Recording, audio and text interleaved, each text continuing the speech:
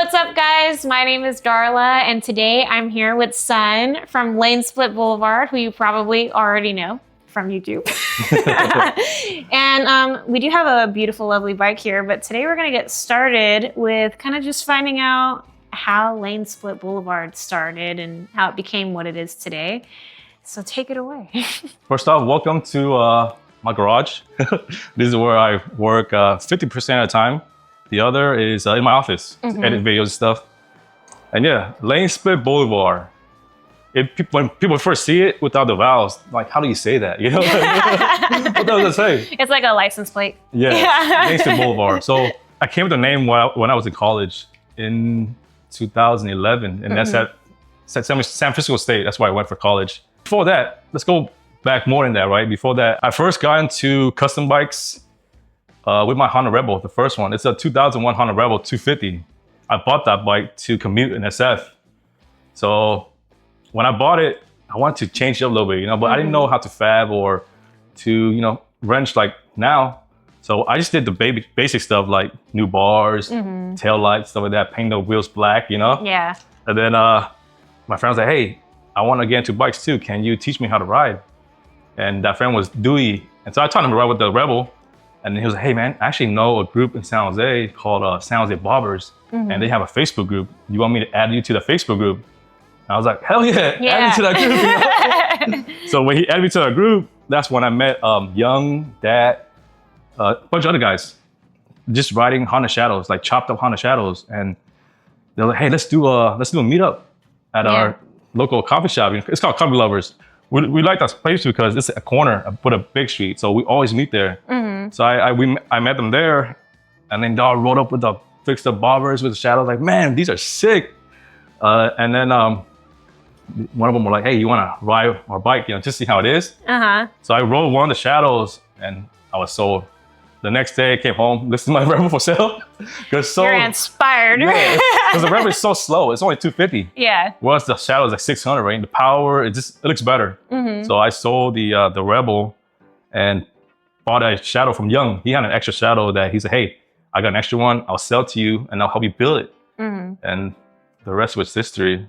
So the group was called 𝗔𝗳𝗶𝗶𝗁𝗍𝗔𝗍 before. And this was kind of generic, you know? So when I was in college, I wanted to come up with a name that kind of set us out or like stand out, you know what I'm saying? So just doodling, writing down all these names, and lane split for motorcycles. And before that, I was the car guy. I'm always been a car guy, but I stopped modding cars because it's starting to get expensive, right?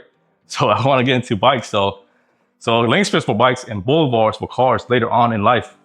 Yeah. Because, you know, like boulevard you see a lot of famous cruising streets like in SoCal, like Sunset, Whittier. Those are the famous cruising streets, you know? So that's where the boulevard comes in. And lane split is California. It's only legal in California. So when you hear lane split, then you know that, oh, these guys are from California, you know? So that's the whole idea. And then the no vowels thing is just a fun take on like chopping up the vowels, like a stock bike. You remove the vowels and it still works. And then if you watch like the TV show Wheels of Fortune, you gotta buy the vowels. We were broke then, we couldn't afford the vowels. It's chopping off, you know? That's a fun story of it. Yeah. Like, no vowels. And then if you know, then you know. Yeah. That's the whole idea. And that's how the name came about. Yeah. So when you first came up with it, were you just thinking like, this is like, I'm renaming our like group of people? Like, that was after a couple of years riding with them already. It's not like right away, like this fool came in and took over. No. It was like years later, you know? Yeah. And they all liked it, you know? Like I asked for, hey, can I start a different, you know? Just to set us apart, you know? It's not like I came in and took over the group. No. Yeah. So it was fun. Like the first couple of years, like honeymoon phase. We go to school, ride. After work, they would ride like crazy, you know? Breaking down every day. Yeah. Learn a lot. That's how I learned to weld. So Young helped me with the first Shadow.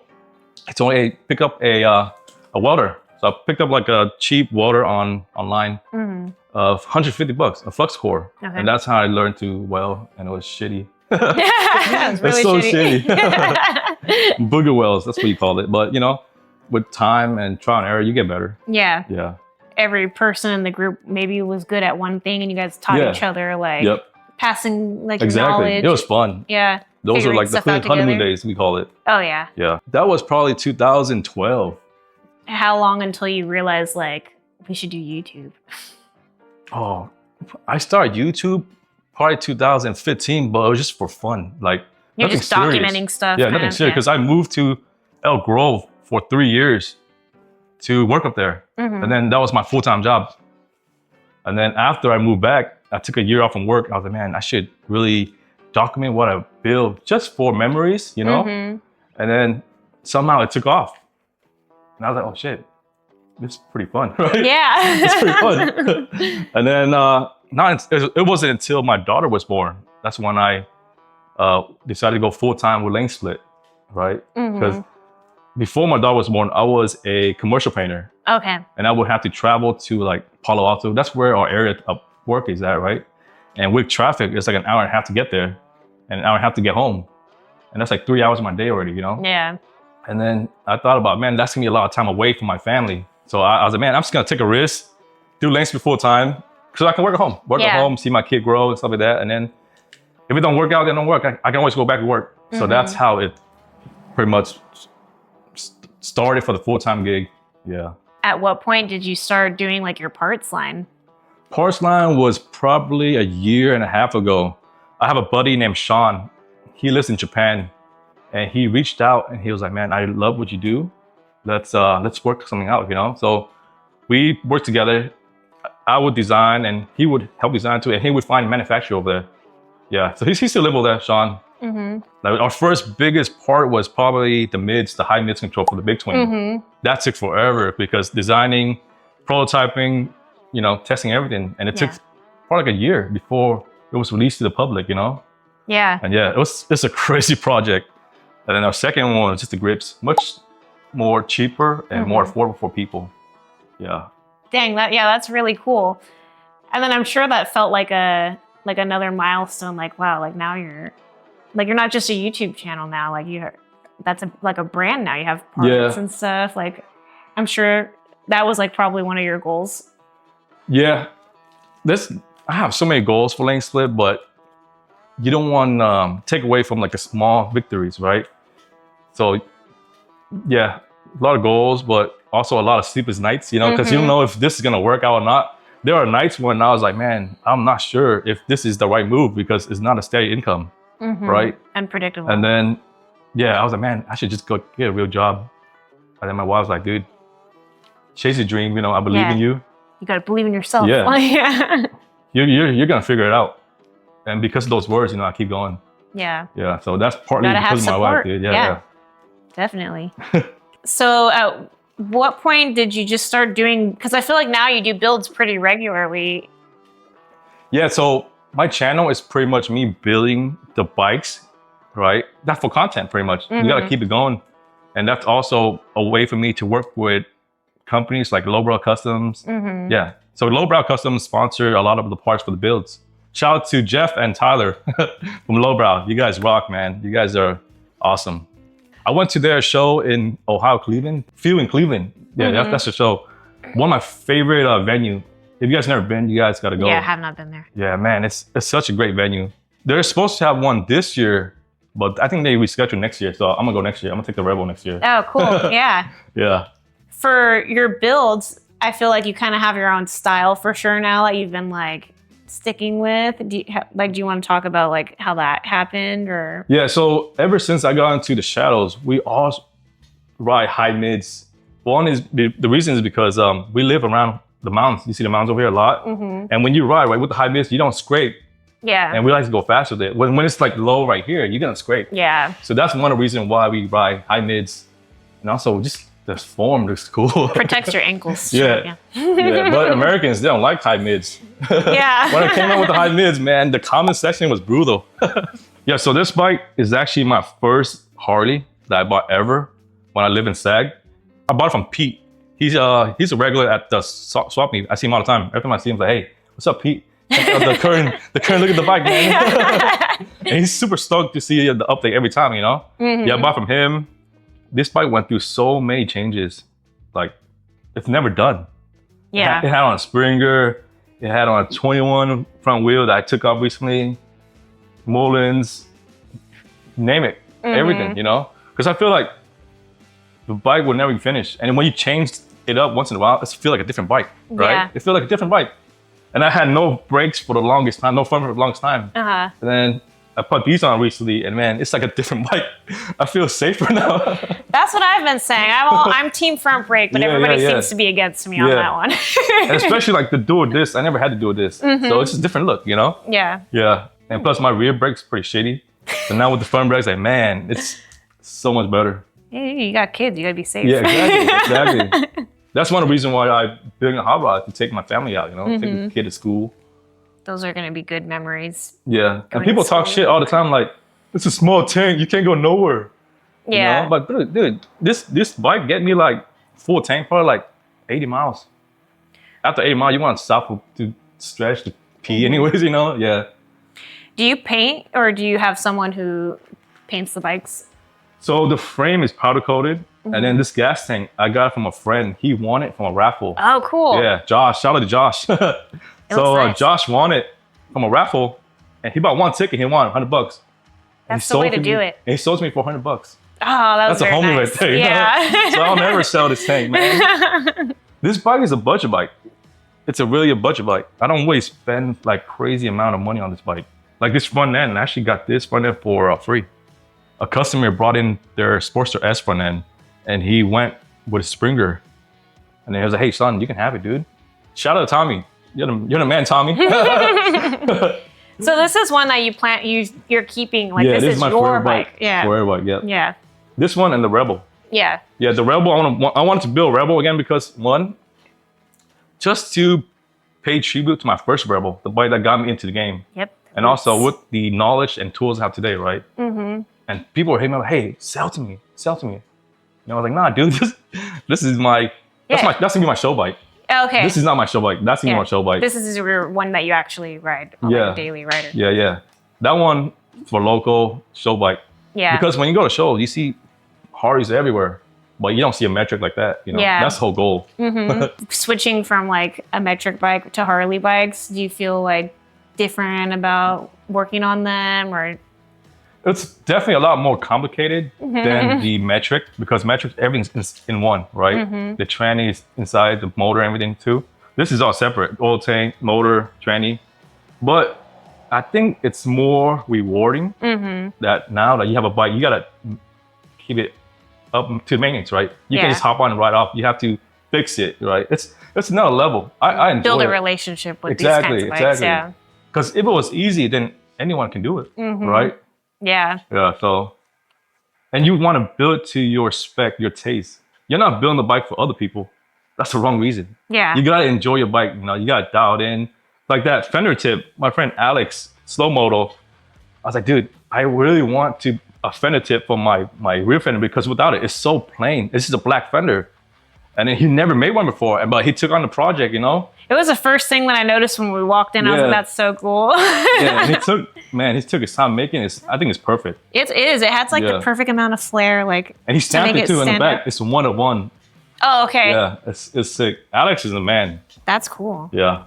No, that's awesome to be able to do stuff like that with your friends. Yeah. The cool thing about this whole thing is like you meet a lot of people and you just build relationships. So I met so many people with this whole YouTube thing, you know? And then it's like give and take with everybody. Like someone helps you sometime, you help them later. Like that's what I've been noticing too, which is really cool. You've built so many bikes. Do you have like one bike that was maybe the one that got away, like one that you regret selling, or like one that you wish you still kept? That's a good question. Because how many, if you had to guess, how many bikes do you think you've built now? Like over 30. Okay, yeah, that's a lot. Yeah, over 30 for sure. The Shadow alone, I probably built over 8. Over 8 Shadows. And then Shadow guys keep saying like, dude, you betrayed the Shadows. Why don't you build another one? I swear to God, like this one comment on YouTube, like, God's gonna punish you for leaving the Shadow, for betraying the Shadow. I'm like, geez, I'm still building a Honda Rebel, you know? People are like that on crazy, YouTube though. Yeah, it's insane. But if I regret one, not really, because if I sell this one, I'm gonna regret it. Okay, this would be, this one. I would regret this a lot. Yeah. That's why I'm never selling it. Since you've built like 30 bikes now, so you have obviously like a ton of experience and knowledge to share with people. with all your tools and stuff, what do you think is like the best investment to start with? Like, oh, for sure, angle grinder. Okay. Angle grinder, a welder, sockets, simple socket and stuff. Let's see what else. Yeah, seriously, angle grinder and a welder. Cut and grind, cut and weld, you know, that's all you need. Until you get better, then you upgrade to a better welder, you know. I picked up a TIG welder last year. I still suck. But it's all about trying and error, you know? Yeah. But it's so rewarding though. It's so rewarding when you get better at your craft, you know? And people notice it's like, dang. Yeah. It's cool because it's all self-taught, you know? Like my dad wasn't a builder or, you know? So it's all first generation stuff. So it's fun. And it's gonna be fun like teaching my kids all this stuff too, you know? Heck yeah. You know what? Just because you're having girls doesn't mean that they can't be badasses in the garage. Exactly. Yeah. She's gonna know about all this stuff, you know. She's not gonna need a man to change her tire. Exactly. Yeah. Oh, do you think your style translates from like cars to? Oh, for sure. Yeah. For sure. I'm very particular on what I want, so of course it's gonna transfer to the horror for sure. I'm pretty much telling people I'm building a chopper on 4 wheels. Okay. You know? Yeah. It's gonna have black wall tires. Yeah, pretty much similar. Very similar. I just like the black wheel look. It looks more tough to me compared to like chromed out, you know? Have you almost even considered kind of like a matching kind of thing? So they kind of so the color for the hot rod is actually gonna be the same color as the Rebel. Okay. Yeah. Because I'm gonna build a hitch in the back of the Model A. It's gonna tow the Rebel to shows. So that's the goal. Cool. Yeah. I had a Model A before. It's a 1930 Model A that I bought in SAC too. But I sold it after 6 months because I didn't build a car, right? When you go around, you drive around, you break necks all day. But then when people ask you, did you build a car? You can lie to them, but you can't lie to yourself, you know? Yeah. So I sold it. I was like, man, I'm gonna build one day from the ground up. So that's why I'm building this one. Heck yeah. Yeah, it's just a personal, you know, achievement that I want to achieve. Well, it seems like you're moving pretty quickly on it so far. Yeah, I have to. My wife's gonna give birth to it, so I'm trying to get it done before the baby comes. Because once the baby comes, I'll be out for like a couple months. Yeah. So I want to do all the heavy lifting done. Maybe next time you guys down here, it's probably. Yeah, we'll come see it when it's done. Maybe we'll film you driving around. That's one reason why I'm making this automatic, so my wife can drive it. Oh, People yeah. like, why don't you put it in manual? My truck is manual. My Z is manual. I don't need another manual vehicle, you know? So that's how it is. She can drive it with my daughter and stuff, and then I'll ride. Yeah. Yeah. Oh, that'll be so cool, especially with the little matching like thing going on. You'll just be like beside them. Because growing up, I didn't have none of this stuff growing up, you know? Because my family immigrated from Vietnam. I was 9 when I came here, so nothing. So just growing up, like, I just have this vision that I want how my life's gonna turn out. So that's the American dream, I guess. Yeah, you're killing it, dude. Still learning every day. For sure, there's days where I struggle, but you know, you get over it and you just keep forward. Keep on trucking. My advice for people is just to start, you know. Start. Don't be scared of making mistakes because those are the best lessons, right? And 2 or third is don't worry about what people are gonna say because at the end of the day, it's about you, right? It's about you and your family. So just get started, people. Yeah, get started, you know? You don't want to regret down later on when you're 40, 50, like, damn, I should have started. You know? That's one of the reasons why I'm doing LNSP full-time now, because you can always get a job, you know? Yeah. When your kids are older, you can always get a job. But when they're young, you can never get that time back. And I saw this quote on like Instagram, right? And it hits hella hard. It's like, you know your kids more as an adult than as a child, right? And it's like, damn, I gotta freaking pay more attention to them now. Yeah. It's just, yeah, I love social media, man. People think like, why are you wasting time on social media? But if you use it as a tool, you know, it's gonna be very helpful, right? Because you control what you want to watch. You control what you want to learn. If you spend time on dumb shit, you're gonna learn nothing. But you learn from people that are, you know, mentors. Oh yeah, find a good mentor. That's why I need to do myself. I need to find a good mentor. It's such like it's a cheat code, right? If you have a good mentor, they're gonna help you skip all the dumb steps, you know.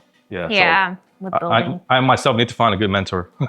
But yeah, shout out to all the original 𝗔𝗳𝗂𝗶𝗶𝗁 guys. Young, Dat, Jimmy, John, Vu, Dennis, everybody, you know. You can't forget anybody because then they're gonna get mad. Yeah, exactly. Man. You're like, shit. Duck, you know, so many people, man. It's fun. Like our annual camera trip, so fun. Our first camera trip was 2016. All haunted shadows and one Harley. And then now it's like one shadow left. That's young.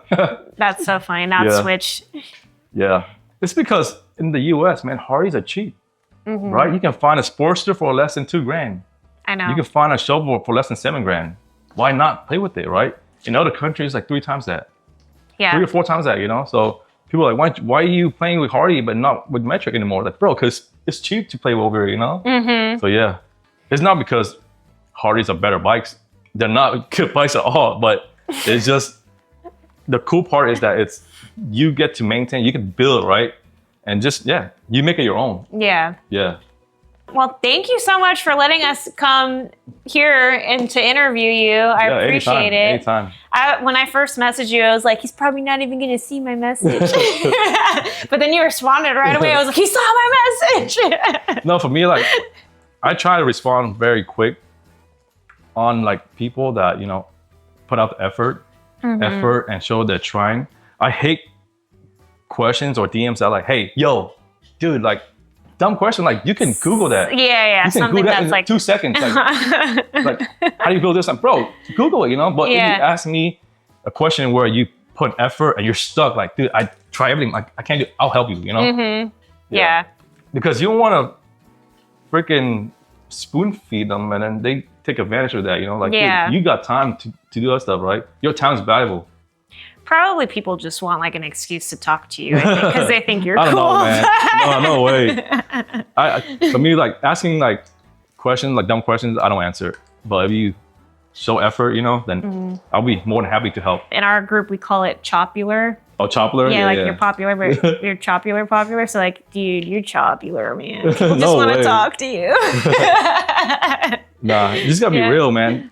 Thanks for being a part of our YouTube channel, and to everybody watching, you probably already follow him, but if you haven't, we're gonna link all of this stuff in the description so you can check out 𝐿NSPLT on Instagram, Facebook, YouTube. They got a website. Am I missing anything? That's it. Okay, all right. And stay tuned for next time for another video. Thanks for having me. See you guys.